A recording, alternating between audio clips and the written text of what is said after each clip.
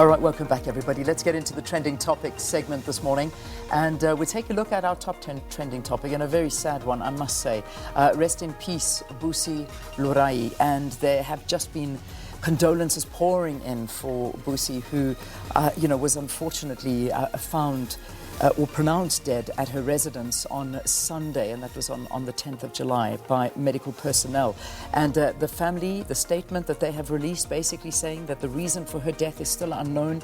They're waiting for the autopsy results to come through and have asked for space to deal with this, to wait and find out what actually happened. But my goodness, what a talented actress, I have to say. When I saw her in that, I've forgotten the name, but the Netflix movie about Christmas, I mean, How to Ruin Christmas or something along those lines. She stood out for me. She was absolutely brilliant and magnificent. She just, you couldn't help but watch her steal the screen every time she came on. And I think that was for every program she was in, and she was in so many. But what a talent. How sad that we have to say goodbye at such a young age. So yeah, but that's the sad news. So rest in peace, Busi Lurayi.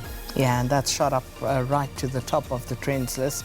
And as you say, award-winning, very talented, but still don't know exactly what the cause of death is. Yeah.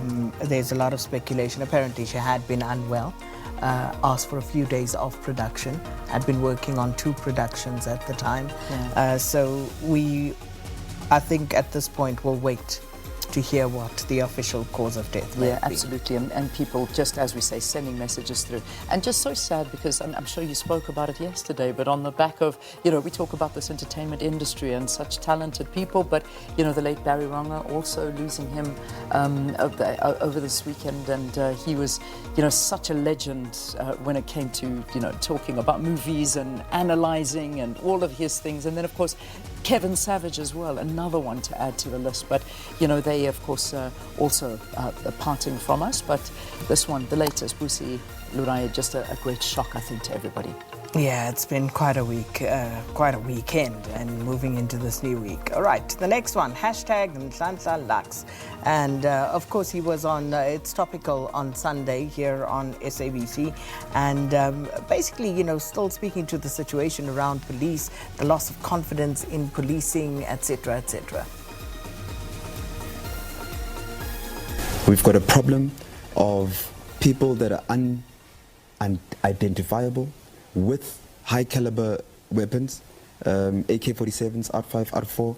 I was one of the people that got shot at, and it was with an AK-47. One of my guys hit the ground and cold. We buried him. We moved on. I can give you cases after cases in Soweto where high caliber weapons get used against South Africans. And for me, it's just a pity, and it's just a problem that we can politicize the problem. But we not like Bongosi is saying. We mustn't run away too much from what the problem is. Let's face the problem for what it is. Let's look at this uniform, for example. Who respects this uniform in South Africa? Who stands up and takes their cap off because the authority is walking in? Absolutely no one, including me and you. We've been conditioned to understanding that this uniform, even social media shows us, with a gun, you can slap a policeman. That's how it's normalized. That nonsense behavior is normalized. Go to All right, and it goes on. I mean, it's there. It's on social media. People are watching it, and Nhlanhla Lux really going in at the police and just talking about the lack of respect, and also, of course, going on about the illegals in the country and causing havoc. So Nhlanhla Lux right up there, and all talking about what happened over the weekend with this Tavern shooting. And these pretty much follow the theme of the rest of our trending topics as well. I see that Pule Mabe is up next, and he is also our question of the day, but we'll talk to that. So Pule Mabe, the spokesperson for the ANC, saying that the safety of patrons is the responsibility of tavern owners and not the country's security cluster. That's one of the things he said.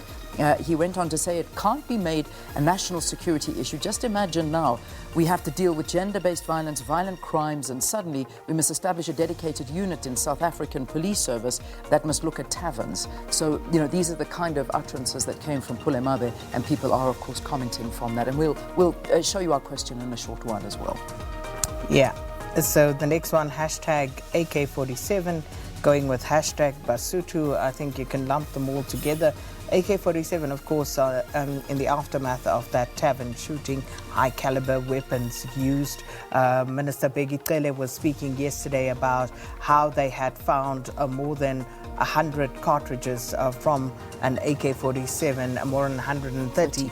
And speaking of that and saying that these are the type of weapons that the criminal element are using.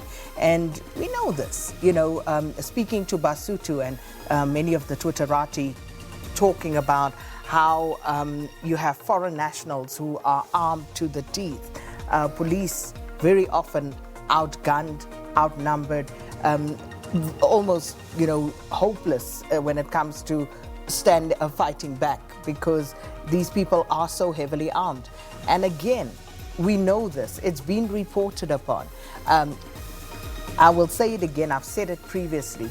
It reminds me of the aftermath of that killing.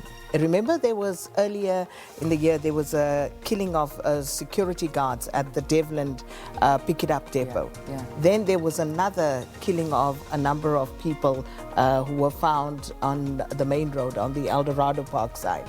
Police went there, and you saw these Basotho nationals, and it was on camera. On the other side, police on the other side, and we've been told, reporters have gone in there and they've said these guys are heavily armed underneath those blankets that they carry. Yeah. And the police know it, we know it. They have literally taken over a lot of these landfill sites.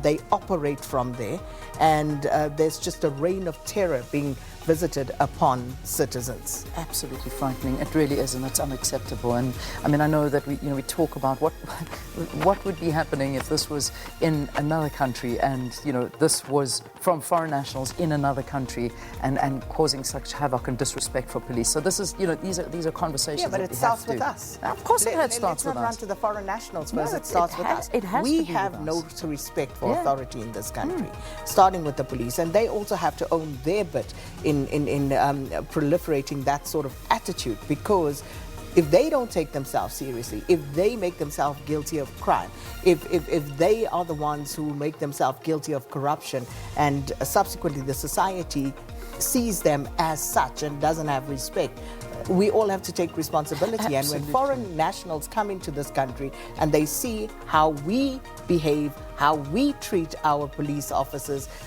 they follow suit. Of course they do. Of course they do. But my statement is, would this be allowed in another country? If you've got an illegal South African, they're acting that way, I don't think so. And that's the reality, is that we just are not policing, whether it be South Africans or anybody else, enough. There is a big, big problem. There really is. Here's our question of the day. Let's quickly put that up on the screen. And I think it's everything we've been speaking about. And this is about those utterances from Pule Mabe, saying the safety of patrons is the responsibility of tavern owners and not the security cluster.